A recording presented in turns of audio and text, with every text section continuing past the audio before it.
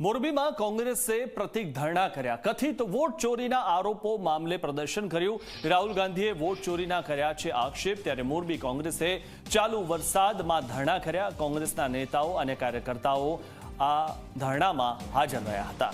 ત્યારે કથિત વોટ ચોરીના આરોપો મામલે આ પ્રદર્શન કરવામાં આવ્યું હતું।